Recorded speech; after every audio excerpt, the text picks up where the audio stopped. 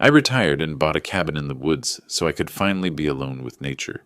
No noise, no people, just the wind in the treetops. Then my son-in-law called and said, "My parents are moving in with you. If you don't like it, come back to the city." I didn't say anything, but I left a surprise that would turn their lives upside down. Before we continue, please subscribe to the channel and write in the comments what time it is where you are now. The keys felt heavier than they should have. I stood in Rebecca Marsh's real estate office in Cody, holding them while she stapled documents I'd already forgotten. Outside the window, March wind pushed tumbleweeds across the parking lot. "Congratulations, Mr. Nelson." Rebecca smiled like she'd handed me the world. Maybe she had.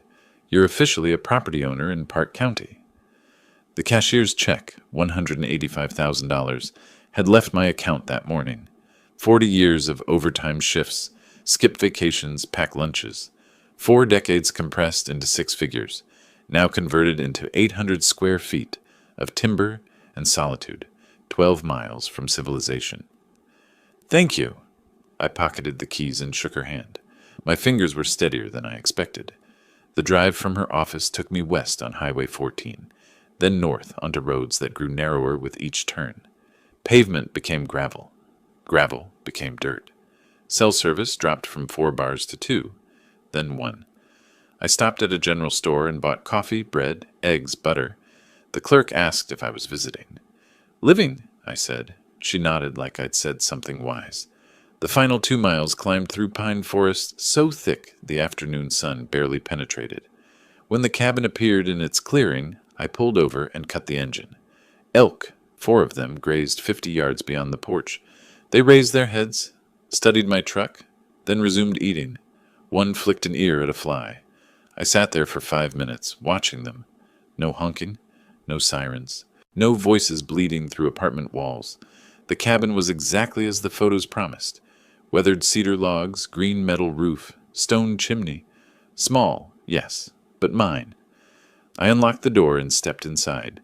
The air smelled like pine sap and old wood smoke.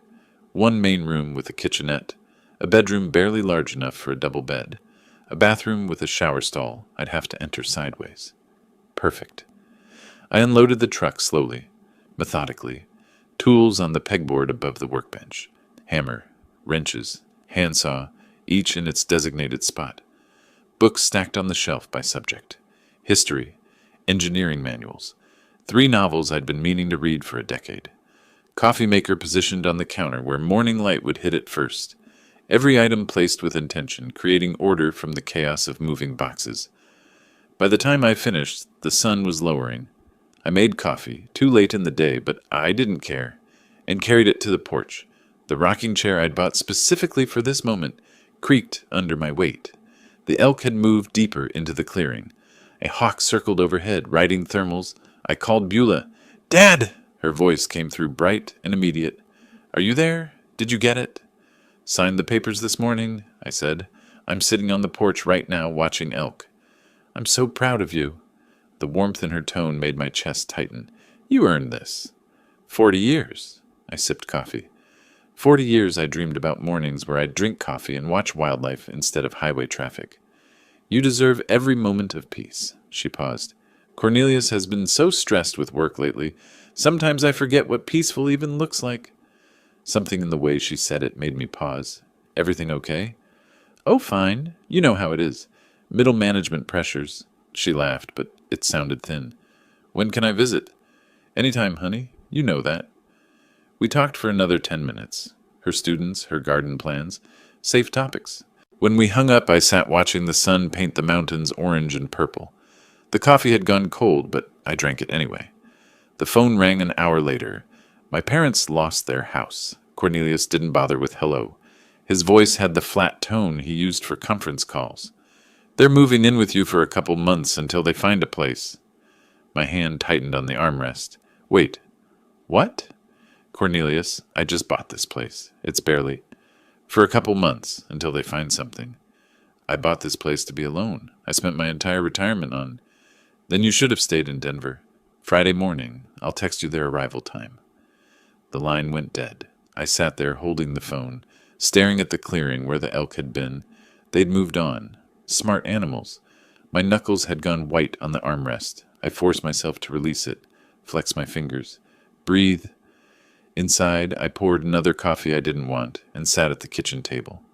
From my jacket pocket, I pulled a small notepad and a pen, the kind of engineering pad I'd carried for 40 years, grid paper for sketches and calculations.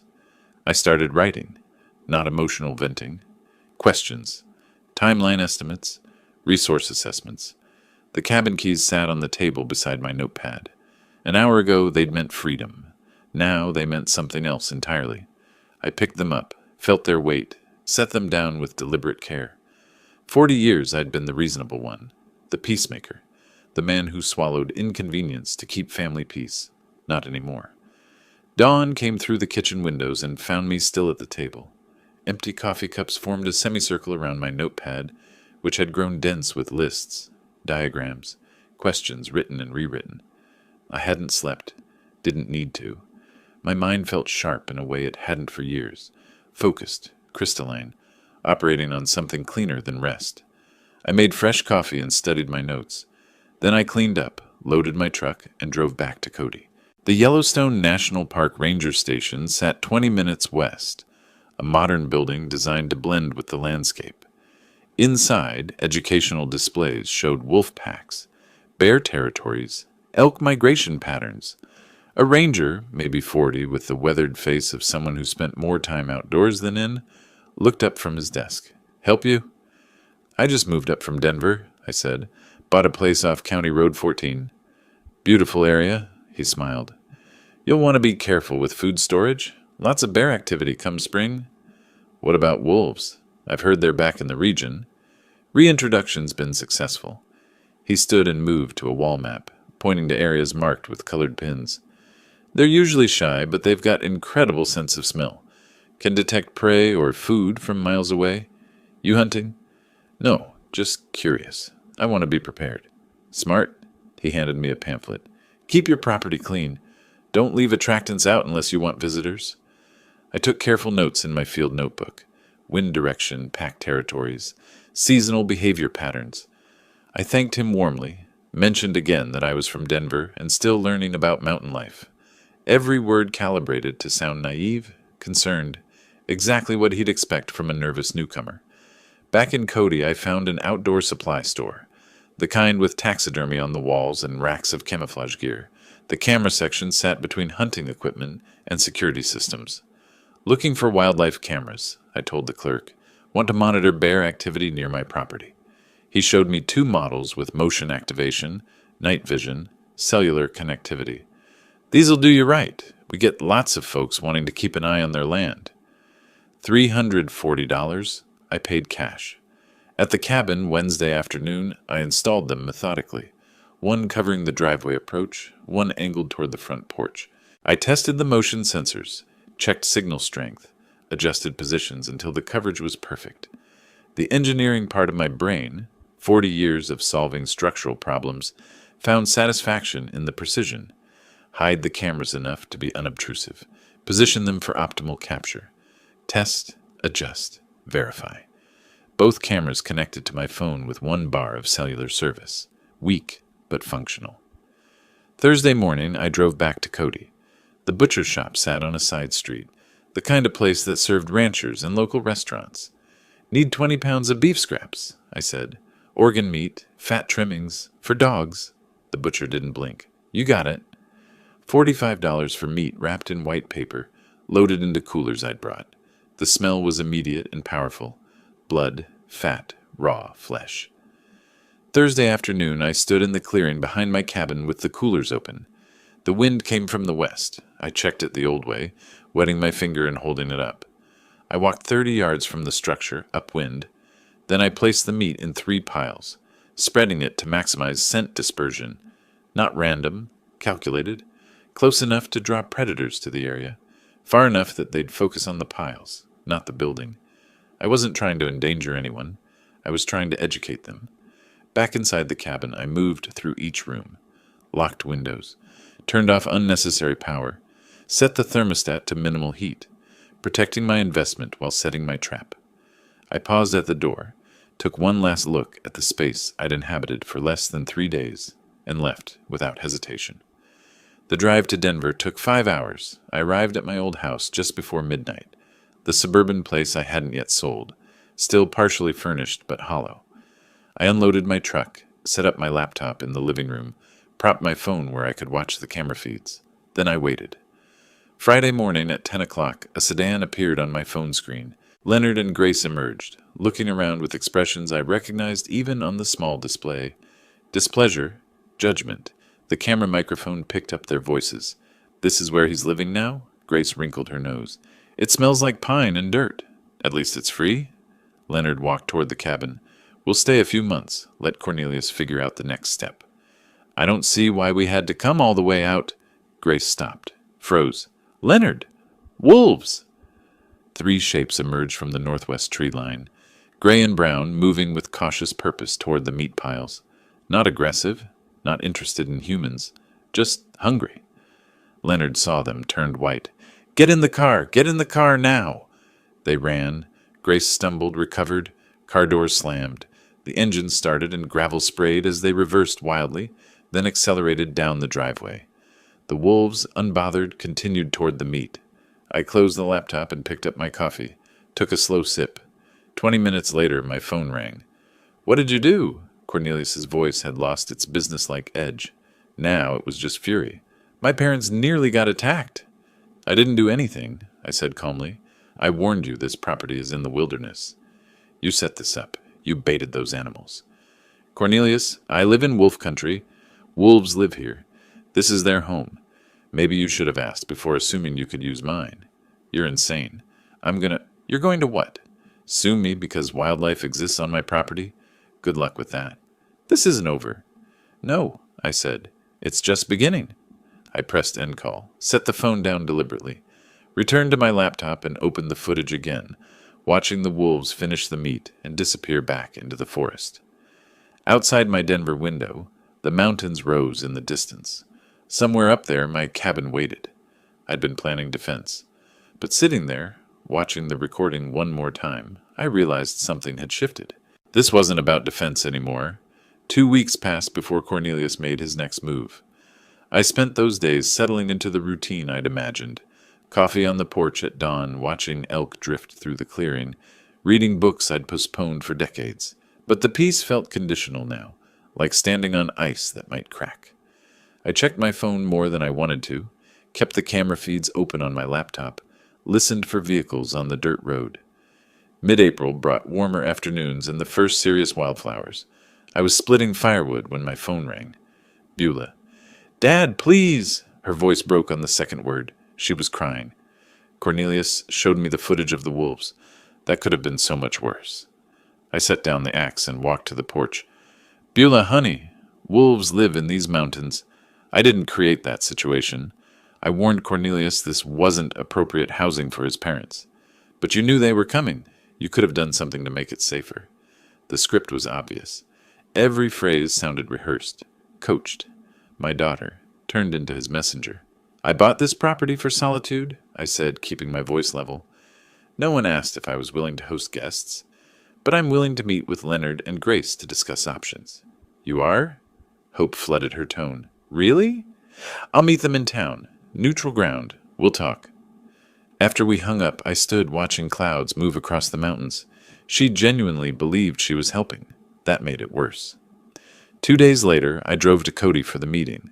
I'd spent both evenings preparing, researching comparable rental prices for rural Wyoming properties, printing 3 copies of a standard short-term rental agreement, reviewing property law basics. I practiced my presentation in the truck mirror that morning, testing different phrasings until I found the right balance. Firm but not hostile. Clear but not cold. The Grizzly Peak Calf sat on Main Street, small and local.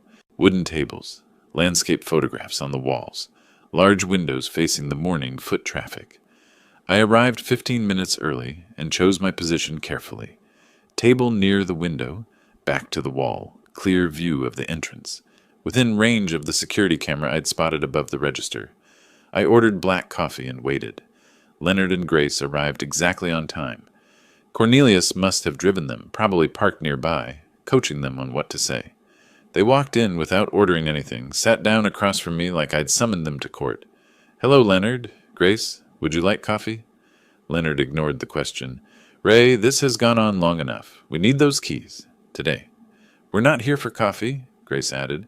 "We're here because family is supposed to help family." I pulled the rental agreement from my folder and slid it across the table. The paper made a soft sound against the wood.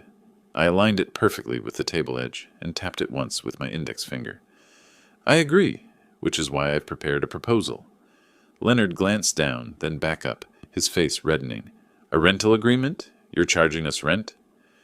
"Market rate for a furnished property in this area. $1,200 monthly. 6-month lease. Standard terms."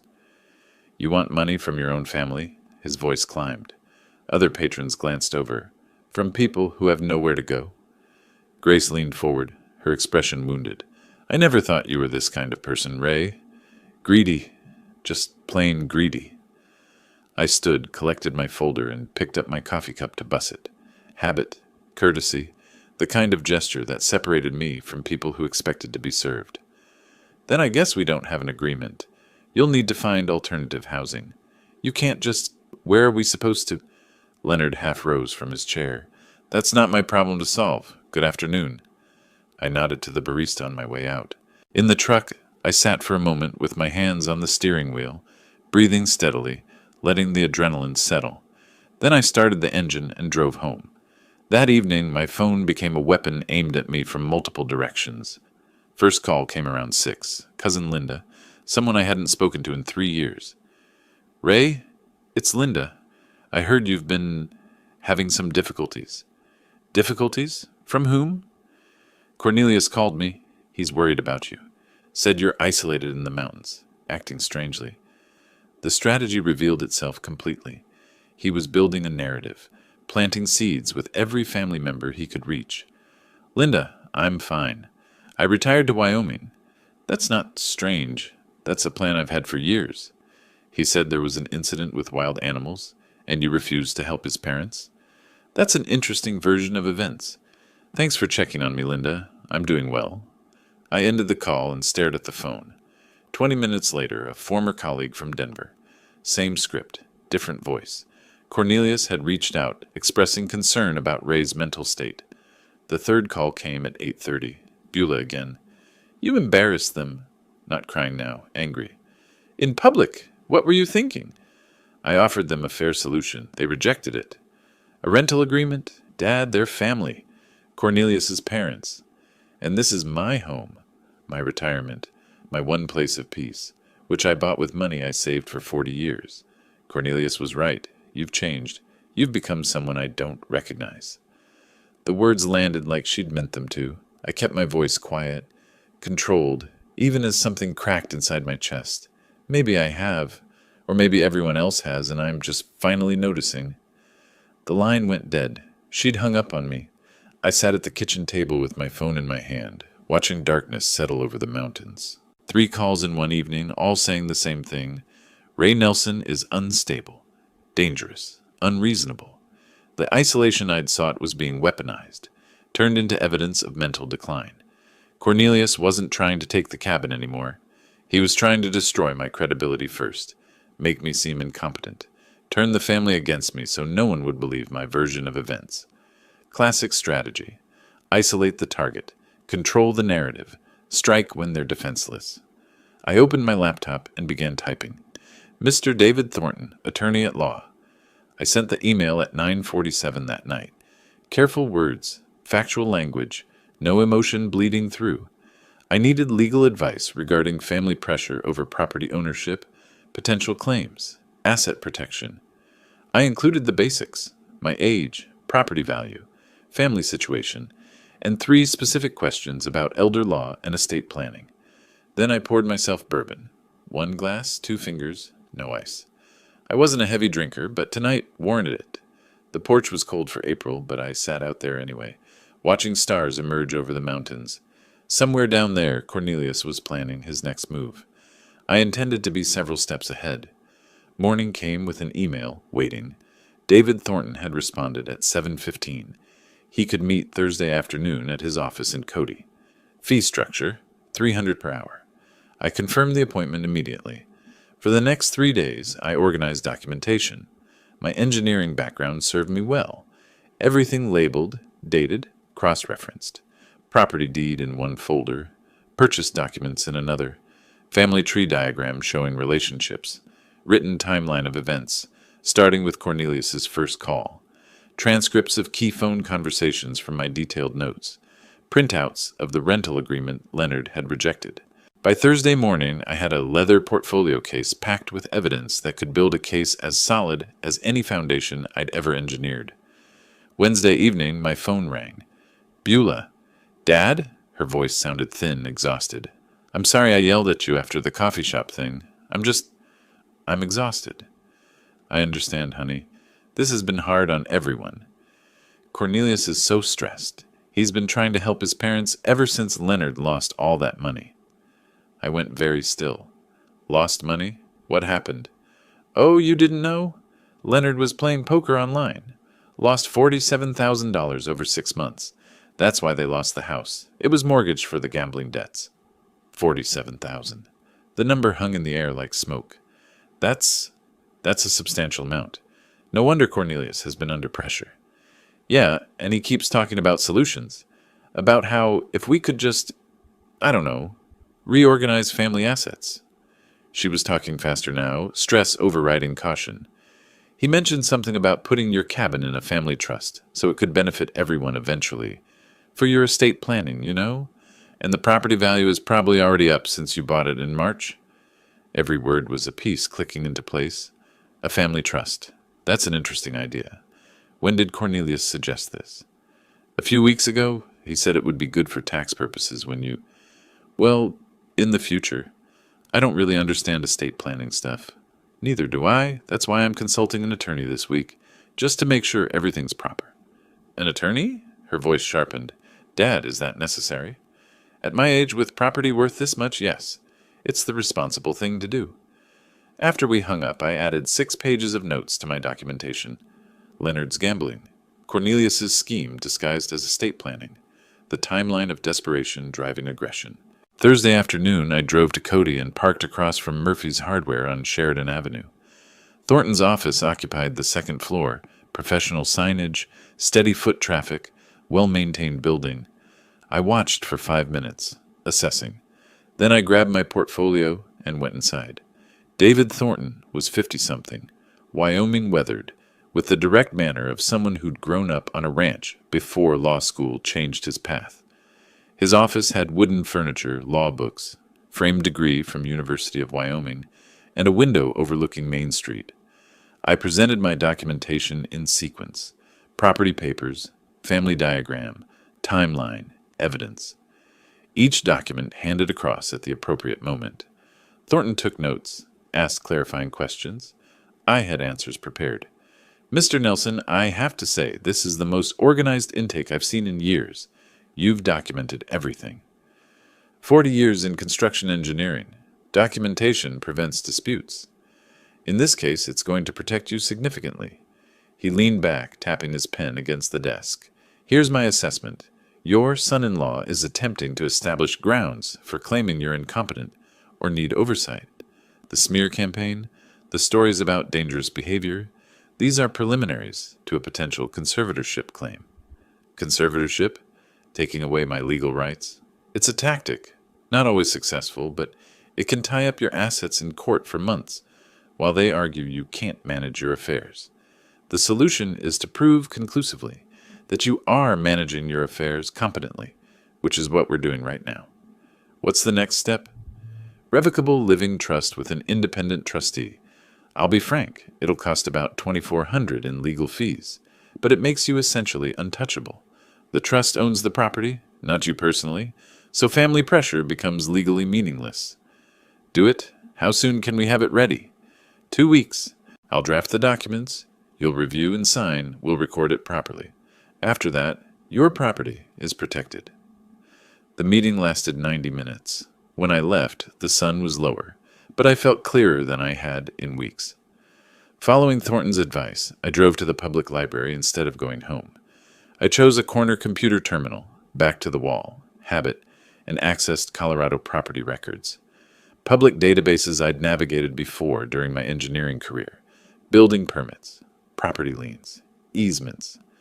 I entered Beulah and Cornelius's address and downloaded their mortgage history. The home equity line of credit hit me like cold water. $35,000.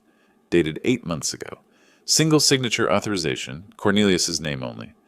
I printed the documents with hands that didn't shake but wanted to, added them to my folder, drove back to the cabin in silence. That evening I called Thornton from the porch. "David, I've found something.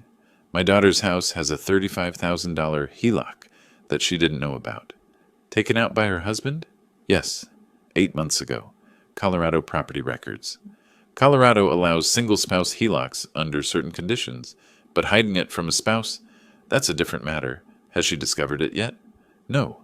I'm not sure when or if I should tell her. That's not a legal question, Ray. That's a family question, but from a legal perspective, this information explains his motivation. He's likely using your cabin scheme to cover existing debts." After we hung up, I sat at my kitchen table and spread everything out. Attorney notes on the left, family communications in the center, financial discoveries on the right. Leonard's $47,000 gambling debt led to Cornelius's $35,000 HELOC to cover part of it, which led to financial pressure, which led to the scheme to acquire my cabin and eventually liquidate it for cash. Everything connected. I pulled out a legal pad and started drawing lines between related facts, circling key points, writing questions. Can Thornton investigate HELOC legality? Does Beulah have legal recourse? When to inform Beulah? How to protect her without alienating her further? My phone buzzed. Text from Thornton. "Trust documents ready Monday for review." I replied, "I'll be there." Then I made one final note at the bottom of my pad. Cornelius is cornered. Cornered animals attack. Prepare for escalation. 3 weeks later, on a Monday morning in early June, I drove to Thornton's office for the trust signing. The portfolio case beside me held 3 weeks of organized financial records, bank statements, retirement accounts, property appraisals, investment documentation. Everything consolidated, labeled, ready. Thornton's assistant had the documents waiting on the conference table. 43 pages total, each signature line flagged with a yellow tab. I read every page while Thornton answered emails at his desk, giving me time. The Revocable Living Trust designated him as independent trustee. Total assets, $290,000. The cabin, my retirement funds, everything I'd built in 40 years. The critical provisions sat on page 17. Beulah inherits only if divorced from Cornelius, or if Cornelius signs a legal waiver of claims to the property. "This provision here," Thornton said, joining me at the table, "the conditional inheritance for Beulah. You understand this might create family conflict? The conflict already exists. This just protects her from being exploited through my property. If Cornelius discovers this trust structure, he'll likely react aggressively. Let him. Everything here is legal. He has no grounds for challenge." Thornton's expression was knowing. Legal grounds and family drama are different things. Are you prepared for him to escalate? I've been preparing since March. That's why we're sitting here. He smiled slightly. Fair enough. Let's execute these documents. My signature was steady on every page. The notary, Thornton's assistant, professional and efficient, applied her seal with practiced precision. The sound it made was satisfying. Structural integrity, legal edition. I wrote a check for $2,400 and left with copies of everything in a sealed envelope. The rest of that week, I worked through my financial institutions methodically. Each phone call followed the same pattern. Identify myself, request beneficiary change forms, explain the trust structure, confirm documentation. "Mr. Nelson, I have your beneficiary change request," the retirement account administrator said. "You're removing your daughter as beneficiary?" "No. I'm designating my revocable living trust as primary beneficiary. My daughter inherits through the trust." "May I ask why you're making this change?" "Asset protection and estate planning. I have concerns about third-party claims." "Understood. We'll process this within 5 business days. I'd like email confirmation as well, please." "Of course. Is there anything else?" "Yes. Note in my file that this change was made voluntarily, with legal counsel. I'm documenting my competency for all financial decisions. A pause. That's unusual, but I'll add that notation. By Friday, every asset I owned was protected within the trust structure. I kept a checklist on my kitchen table, marking each completed task with satisfaction. 2 weeks later, Beulah called. "Dad, Cornelius has been so weird lately." Her voice sounded thin, exhausted. "Asking about your finances, whether you've updated your will?" I set down my coffee carefully. "I have done some estate planning. It's responsible at my age." "I know, but he got really angry when I mentioned you set up a trust. He called it a betrayal." "Why would your estate planning betray him? It's not his inheritance." My hand tightened on the phone. "Beulah, did you tell him details about the trust?" "I just mentioned you set one up. I didn't think it was a secret. Is it?" "No, not a secret. Just private." "What exactly did Cornelius say?" "He said you're cutting the family out and being manipulated by lawyers." "Dad, what's going on? Why does he care so much?" "That's a very good question, honey. One you should probably ask him directly." After hanging up, I immediately called Thornton. "Cornelius knows about the trust." His response was immediate. "How soon can you get a medical evaluation?" The next day, I was repairing the porch railing when Cornelius's car came fast up the driveway, spraying dirt and gravel. He jumped out, didn't close the door properly, stormed toward me. I calmly set down my tools, retrieved my phone, started recording video. I stood at the top of the porch steps, 6 stairs up, giving me elevated position. Cornelius had to approach, uphill, looking up at me. I held the phone at chest height, lens obviously pointed at him. "Cornelius, you're on my property uninvited. I'm recording this conversation." "I don't care about your recording." His face was red, movements aggressive. "You set up some legal scheme to steal from your own daughter."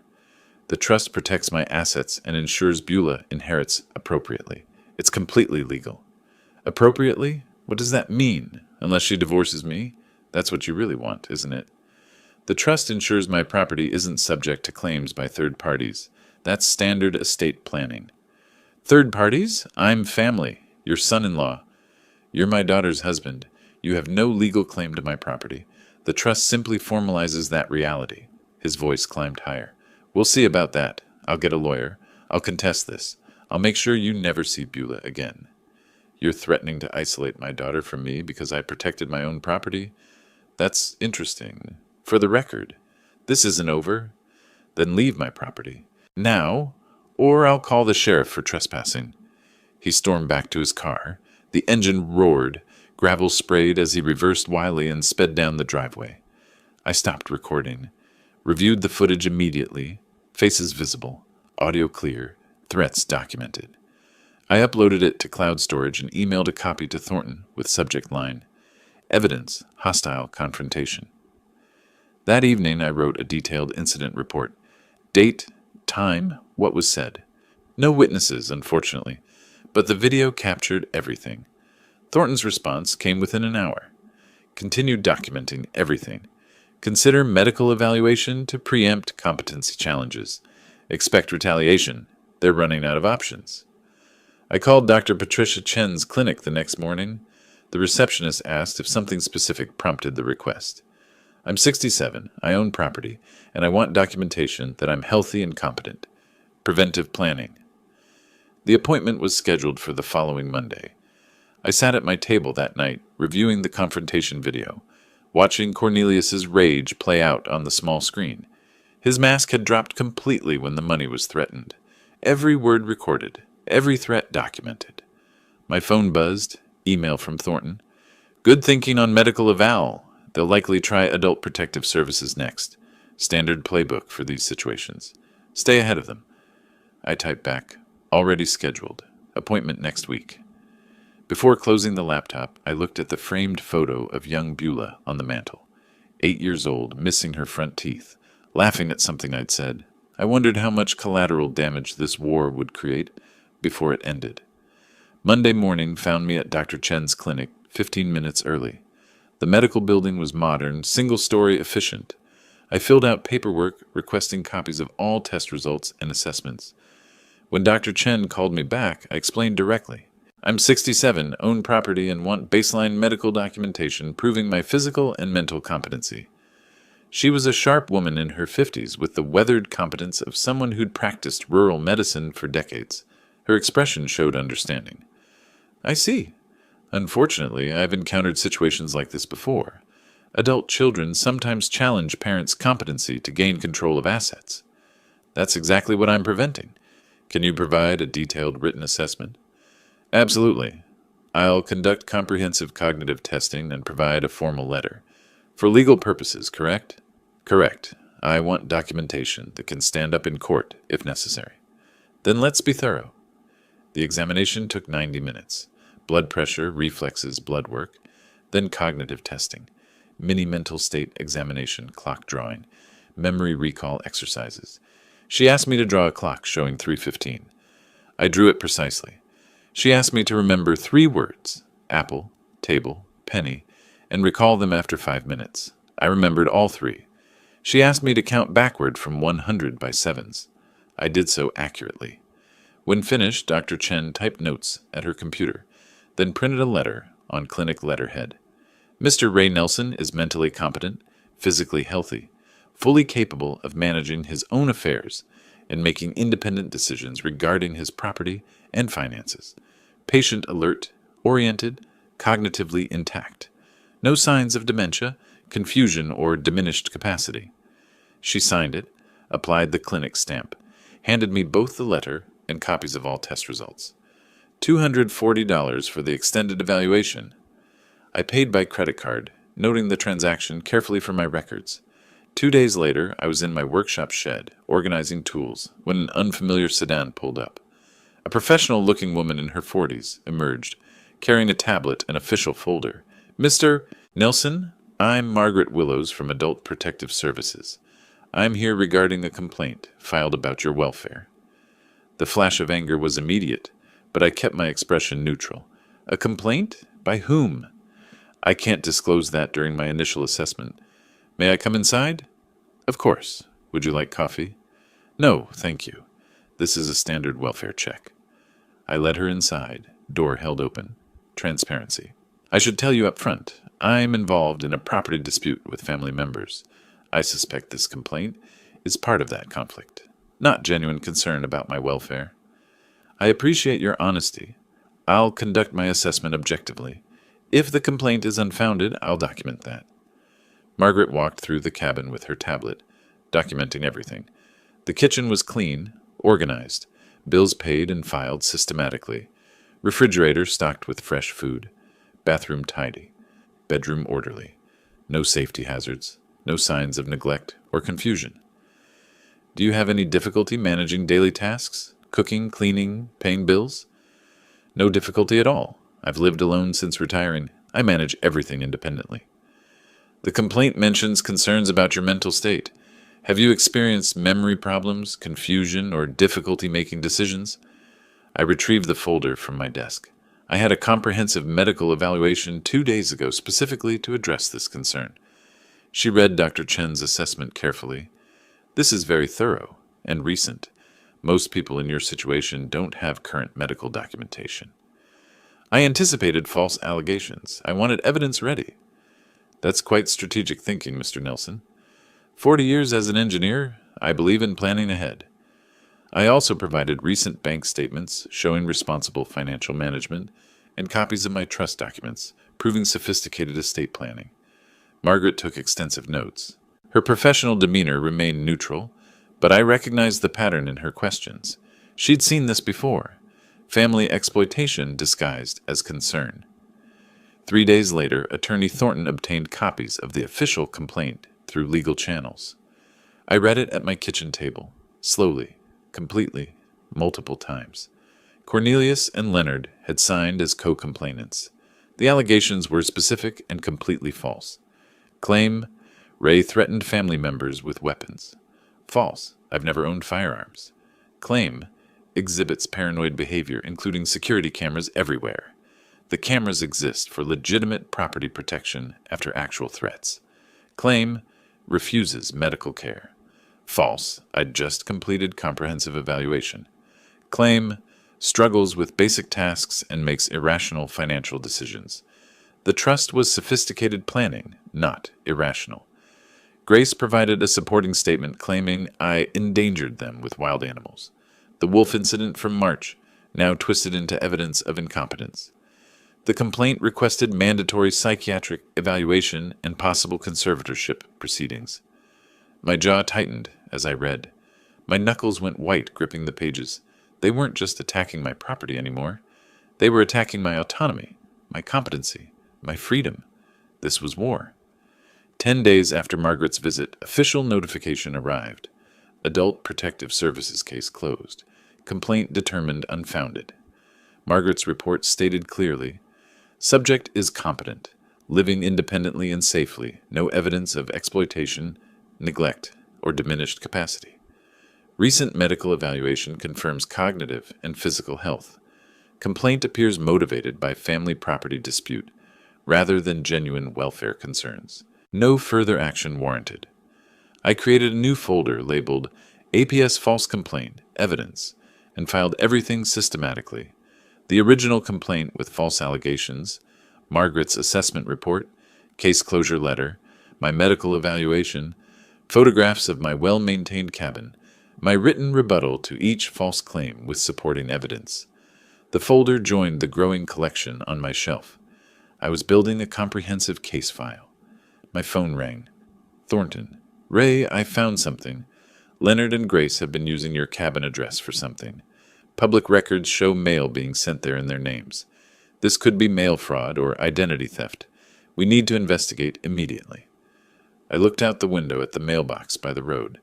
I hadn't thought to check for mail addressed to people who don't live here. I'm heading there now. I grabbed my truck keys, wondering what else I was about to discover. I grabbed my keys and drove down the long driveway to the mailbox. Quarter-mile of dirt road, dust rising behind the truck in the late afternoon heat. August in Wyoming made the air shimmer above the ground. The mailbox was standard aluminum on a weathered post, surrounded by tall grass. I pulled on gloves before opening it. Didn't want my fingerprints on mail that wasn't mine. 3 envelopes, all addressed to Leonard Harrison or Grace Harrison at my cabin address. Wyoming Department of Family Services, First Mountain Credit Union, Social Security Administration. I photographed each envelope carefully with my phone. Front, back, postmarks visible, dates clear. Then I placed them in a plastic evidence bag I'd brought specifically for this purpose and drove back to the cabin. Thornton answered on the first ring. Ray, I found something significant. Leonard and Grace have been using your address for official correspondence. For what purpose? Benefits fraud, possibly. They're receiving mail from Wyoming Social Services, and they've opened a bank account using your cabin address, but your camera footage proves they don't live there. That's a federal crime, isn't it? Mail fraud, benefits fraud, potentially identity theft if they claim to have your permission. We're talking years in federal prison if prosecuted. I looked at the evidence bag on my kitchen table. Then we report it. I'm not covering for criminals just because they're related to my son-in-law. Understood. I'll prepare the evidence package and contact the U.S. Attorney's Office. Ray, this changes everything. Once federal charges are filed, their credibility is destroyed. Good. Maybe they'll finally face consequences for their actions. The next week moved quickly. I compiled evidence with the same precision I'd brought to 40 years of engineering projects. Security camera footage showing Leonard and Grace's single brief visit in May, utility bills proving no additional occupants, the mail records, my sworn statement that I never gave permission to use my address. Thornton forwarded everything to Assistant U.S. Attorney James Morrison in the Economic Crimes Division. Morrison called me 3 days later. Mr. Nelson, Attorney Thornton provided compelling evidence of benefits fraud using your property address. I never gave permission for them to use my address. I have camera footage proving they don't live here. I've reviewed the footage. It's clear they visited once briefly and never returned. How long has mail been arriving in their names? Based on postmarks, at least 6 weeks. That establishes pattern. Combined with benefits applications claiming Wyoming residency, we have sufficient evidence for federal investigation. I'll be frank, this will likely result in criminal charges. I'm not trying to ruin their lives, but I won't allow my property to be used for fraud. You're doing the right thing by reporting this. We'll handle it from here." While Thornton investigated Leonard and Grace's fraud, he discovered something else in Colorado public records. Cornelius and Beulah's home had 3 missed mortgage payments, $8,400 in arrears. Notice of default filed. First step toward foreclosure. "Ray, this explains his desperation," Thornton said when he called. "He was counting on your cabin to solve his financial crisis. When your trust blocked that plan, he had no backup." I sat at my kitchen table, processing this. His own home is at risk. There's an unconventional option I need to mention. You could purchase the defaulted debt. Banks sell delinquent loans at discount to collection companies. You'd become the creditor, but anonymously through an LLC. Cornelius would never know. The implications settled over me slowly. That would give me complete leverage. Yes, but it's also ethically complex. You'd control whether your daughter keeps her home. Let me think about it. I walked my property that evening, circling the cabin, following the tree line, considering. If I bought the debt, I'd control Cornelius's future. That was power I'd never wanted. But if the bank foreclosed, Beulah would lose her home. She was innocent in all this. The next morning, I called Thornton. "Do it. Buy the debt. But Beulah can't know yet, not until I can explain everything." The transaction took a week. $31,000 from my savings to an intermediary firm, which purchased the debt and created Mountain Holdings, LLC, with me as beneficial owner. Cornelius received notification that his loan had been sold, but no information about the new creditor. I filed the wire transfer receipt in a folder, labeled simply Leverage. By mid-August, my position had transformed completely. Leonard and Grace faced federal investigation. Cornelius's mortgage debt was secretly under my control. Every manipulation attempt was documented. My own property and assets were legally untouchable, but I felt no triumph, just weariness. This was supposed to be peaceful retirement. Instead, it had become warfare, where my opponents forced me to fight back.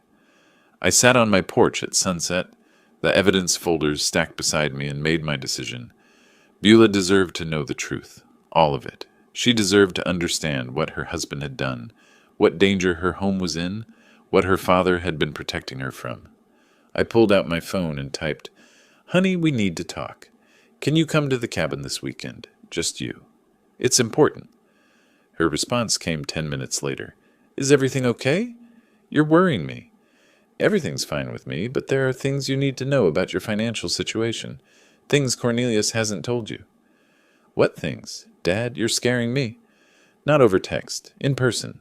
Saturday afternoon, I'll make lunch."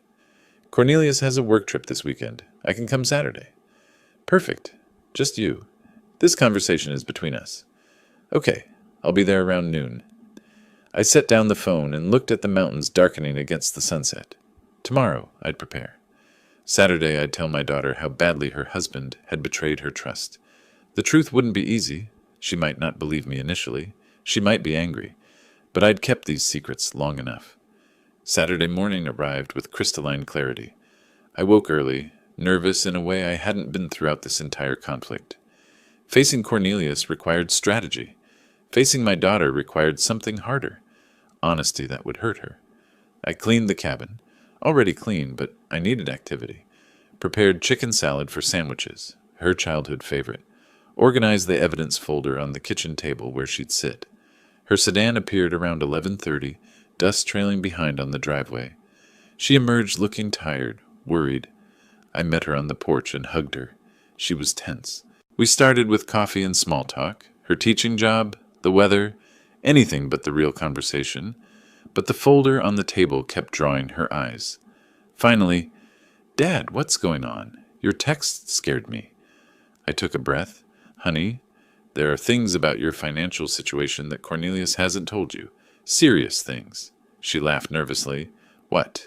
Did he forget to pay a credit card bill? He sometimes gets distracted." "Your house is in foreclosure. 3 months of missed mortgage payments. The bank was about to take your home." Her face drained of color. "That's not possible. We pay the mortgage. Cornelius handles it online every month." "That's what he told you. Here's what actually happened." I slid the notice of default across the table. She read it slowly, hands beginning to shake. This says the loan was sold to Mountain Holdings, LLC. Who is that? That's me. Well, technically a company I own through my attorney. I bought your debt from the bank. You bought our mortgage? Shock transformed her expression. Why would you? How can you even? What does that mean? It means instead of the bank foreclosing and you losing your home, I control the debt. You and Cornelius owe me now, not the bank. She stood abruptly, emotion rising. This is insane. Why didn't you just tell me the mortgage was behind? Would you have believed me? Or would Cornelius have explained it away? I needed leverage to protect you from what's coming next. I let that settle, then continued. There's more. 8 months ago, Cornelius took out a home equity line of credit for $35,000 against your house. That's not true. We'd both have to sign for that. I slid the HELOC documents across. In Colorado, under certain circumstances, one spouse can secure a HELOC. Here's his signature. Where's yours? She examined the papers, hands shaking badly now. I never signed this. I've never even seen this paperwork. $35,000? Where did it go? Best guess? Covering some of Leonard's gambling debts. Remember you told me Leonard lost $47,000 in online poker? Cornelius was trying to fix his father's problem. Using our house as collateral, without telling me. Yes, and when that wasn't enough, when my cabin scheme failed and he couldn't get more money, he simply stopped paying your mortgage. I suggested we eat. She initially refused. How can you think about food right now? But I insisted gently. We needed a break before the next revelations. The sandwiches tasted like dust, but we ate anyway. Afterward, I showed her the rest. Systematically. Chronologically. The recording of Cornelius's threatening confrontation on my porch. The APS false complaint, where he tried to have me declared incompetent. Leonard and Grace's federal mail fraud using my address. Each piece of evidence carefully presented with dates and context. She listened, initially defensive. Cornelius wouldn't do that. Then doubtful. Are you sure these documents are real? Finally, as the evidence became overwhelming, devastated. When I showed her the APS complaint, where her husband tried to have her father's legal rights taken away, she broke. Not gentle tears, wrenching sobs that shook her shoulders. I let her cry, didn't offer platitudes, just sat present. When she could speak, it was through tears. How long have you known? Pieces since May, everything since July. She looked at me with hurt and anger. Months? You've known for months that my marriage is a lie, that I'm in financial danger, and you didn't tell me? I met her eyes. If I'd told you in May with no proof, would you have believed me? Or would Cornelius have convinced you I was paranoid, vindictive, exactly what he was already saying? Her voice dropped, quieter, knowing I was right. I don't know. Probably not. That's why I waited. That's why I gathered evidence. So you'd know the truth was real, not just your father's opinion. I refilled her coffee, pushed the sugar bowl toward her. She liked it very sweet when stressed. A detail from childhood. Eventually, I had to present the choice. You have a decision to make, and you need to make it soon. What decision? Stay with Cornelius or leave him. I won't make that choice for you. How can I possibly decide that right now? You have until the end of August. That's about a week. Because federal agents are going to arrest Leonard and Grace within 2 weeks for fraud.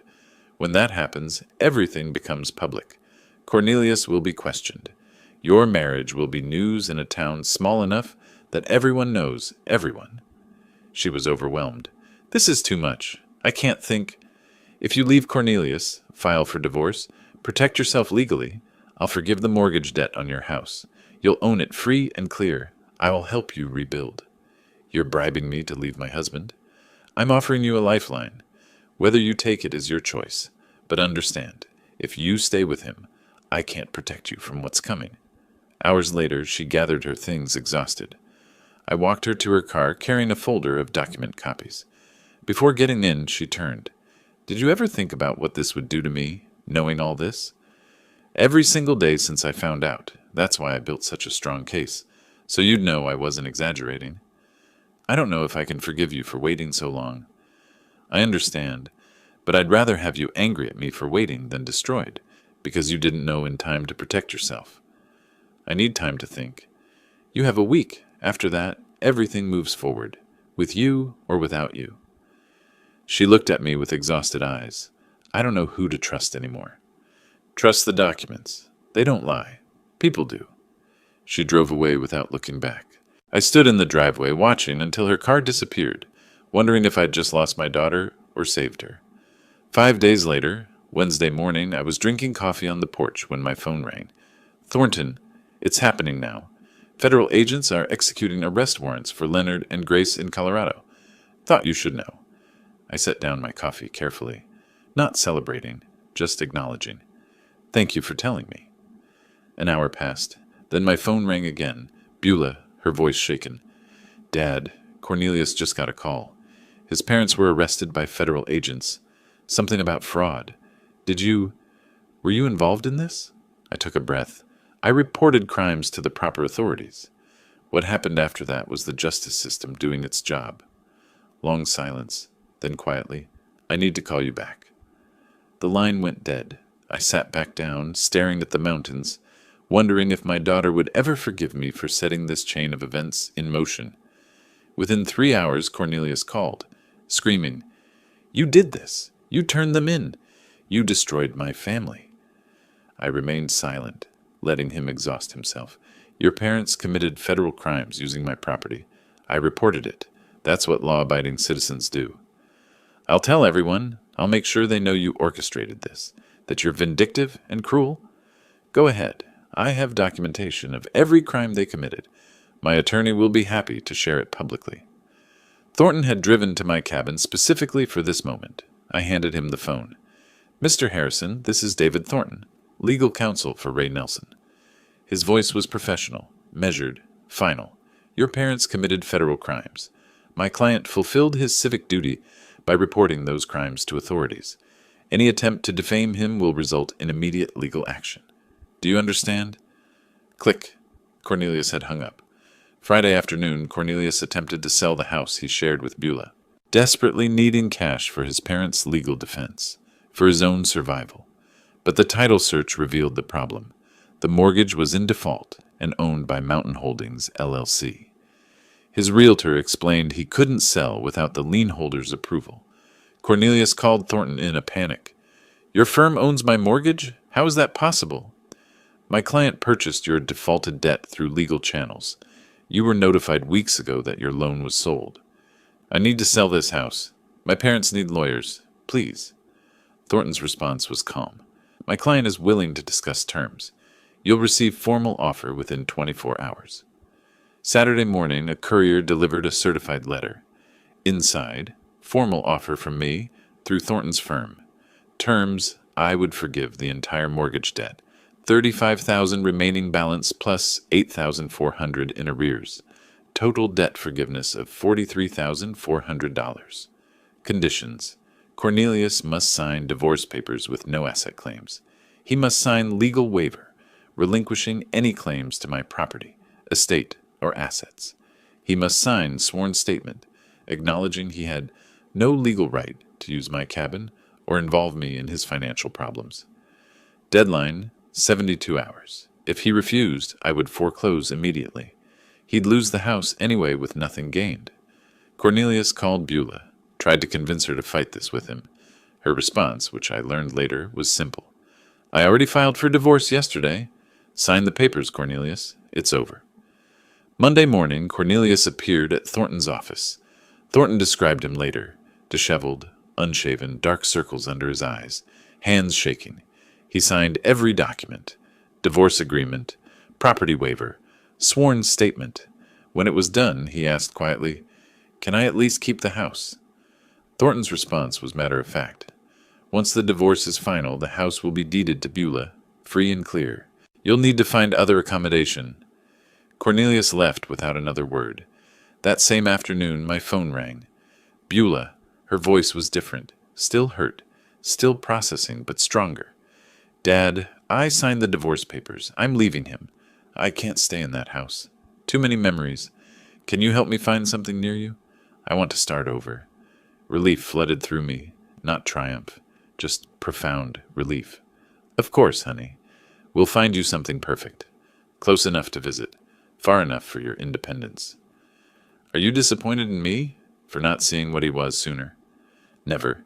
You trusted someone you loved. That's what good people do. He betrayed that trust. That's on him, not you." Her voice broke slightly. "Thank you. I needed to hear that. You're my daughter. I'm proud of you for making the hard choice.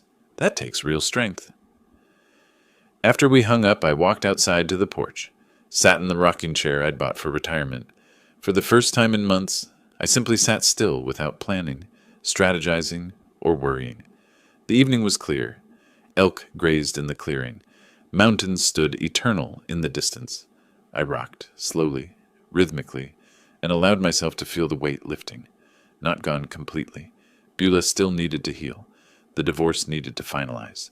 Leonard and Grace still needed sentencing. But lifting. The immediate danger was over. My daughter was safe. My property was secure. Almost finished. Just one more chapter to write. The one where we figure out what peace actually looks like. 2 weeks later, I sat in a federal courtroom in Cheyenne, Wyoming, attending Leonard and Grace's sentencing hearing. I didn't have to be there. The prosecutor didn't require my presence, but I needed to see this through to the end. Leonard and Grace stood before the judge, looking diminished in their federal court attire. Their attorney had negotiated a plea deal, guilty pleas to reduced charges in exchange for lighter sentences. The judge reviewed their criminal history, none, and their ages, then the evidence of their guilt, which was overwhelming. "Mr. and Mrs. Harrison, you've pleaded guilty to benefits fraud. The court accepts your plea agreement." The judge's voice was firm. "I want to be clear about the severity of your actions. You exploited systems designed to help citizens in genuine need." "Yes, Your Honor," Leonard said quietly. 2 years supervised probation, $45,000 in restitution and fines, permanent ban from federal and Wyoming state benefit programs. You'll report monthly. Any violation results in immediate imprisonment. Do you understand?" "Yes, Your Honor," they said in unison. "You're fortunate to avoid prison. Don't squander this opportunity." Dismissed. As I left the courthouse, Leonard caught my eye across the lobby.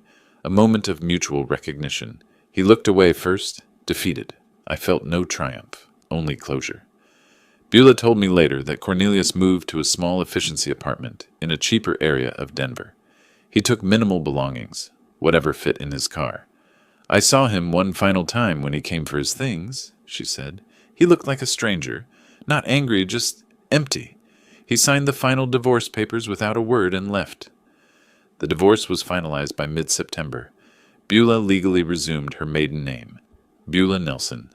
With my help, she found a small 2-bedroom house in Cody, about 15 minutes from my cabin. It was modest but charming.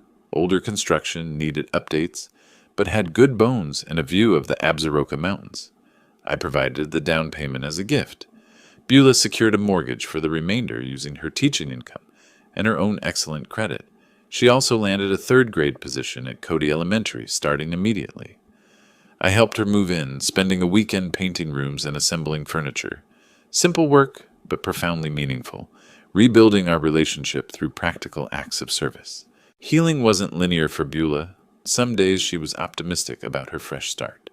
Other days she was angry, at Cornelius, at herself, even at me for not telling her earlier. I listened without defending myself, understanding she needed to process complex grief. We fell into a routine, Sunday dinners together, alternating between her place and mine. During one dinner, while we chopped vegetables together in her new kitchen, she asked, "Do you think I'll ever trust anyone again? Ever want to remarry?" I set down my knife. Honestly, I don't know. But that's okay. Trust isn't something you're supposed to give freely to everyone. It's earned, slowly, through consistent actions over time. Anyone worth having in your life will understand that. She smiled, small but genuine. "When did you get so wise?" "I'm not wise. I'm just old enough to have made mistakes and learned from them." On a crisp late September evening, Beulah drove to my cabin for dinner. We cooked together, nothing fancy, just spaghetti and salad, and ate on the porch despite the cooling weather. As the sun set, painting the mountains in orange and gold, a small herd of elk emerged from the tree line to graze in my clearing. We sat in matching rocking chairs. I'd bought a second one after she moved nearby, and watched in comfortable silence. Then Beulah said quietly, "Thank you, Dad, for everything, for fighting for me even when I didn't understand it, for being patient while I figured things out. Emotion tightened my throat. You don't need to thank me. You're my daughter. I'll always fight for you. I know, but I want to. You could have walked away, protected just yourself. You didn't. That was never an option. Family means we protect each other, even when it's hard. I'm sorry I didn't believe you sooner. Don't apologize for being loyal to your marriage. That speaks well of you. She smiled, genuinely smiled, for the first time in months. Look at that big bull elk. He's magnificent. That's my favorite.